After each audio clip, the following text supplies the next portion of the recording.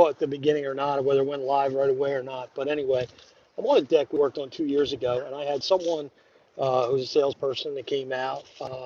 They actually worked on this deck too to learn a little bit, but they came out and the customer wanted partial deck boards changed. We don't normally do that. Matter of fact, we rarely do that. It doesn't really save money in some instances, and I'll explain that when I'm showing you this deck. But what happens is boards were cut, and then I'll show it around, turn this around, and you can see the appearance. You have the old ones and the new ones, and you can cut them in and so forth. But on this deck in particular, and look at this, you get boards cut today versus old boards, they're not going to match up real well, and that's what happens too. Some will, some won't. And it also depends, you know, whether the deck has lifted at all, any of the footings have lifted, anything like that. So you have to take this on a case-by-case basis. This is an older deck. If you look at the railing here, I mean, look at this. This thing doesn't even go up to my thigh. It's, well, let's see. While we're here, I do have a tape measure because I just measured, so you got to work with me. Sorry about the moving around on the camera.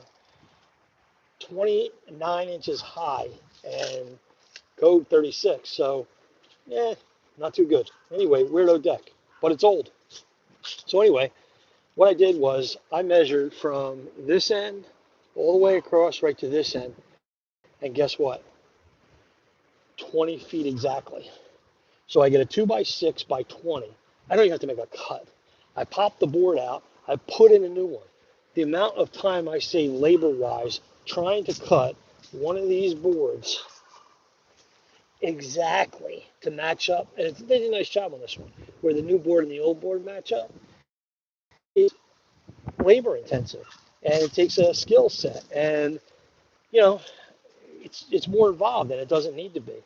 So sometimes you have to push back on the customer. Now, customer pushback in this case, it's in the notes that no, they wanted partial boards and blah blah blah, and we shouldn't have done it, in my opinion.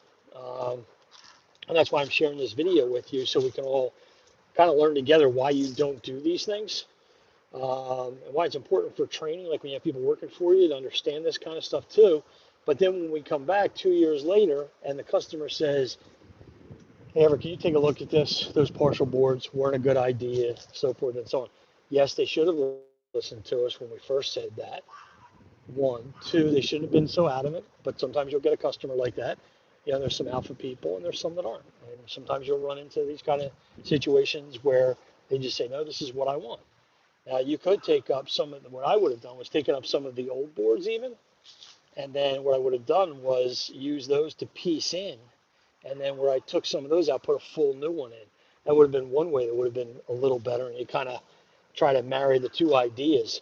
But when you try to mix new boards and old boards, that's what happens. You're better off just going all the way across. I mean, technically, this deck should probably be replaced. Not should be. It does need to be replaced. But, you know, not everybody has that budget. Everybody has, you know, reasons for keeping a deck. I have a lot of decks where the husband or somebody has passed away or is not in good shape, but they built the deck and they're just trying to hold on to, you know, something because there's a memory to it. I've had decks where the sons and the father have built the deck. So I understand why people want to put pieces in and so forth. Not always the right thing. Anyway, I'm Everett Abrams, the Wizard of Wood, taking you around this deck, showing you why it's better to replace full boards. You save on labor, looks better, and so forth. Hope you enjoyed the video. Have a great day.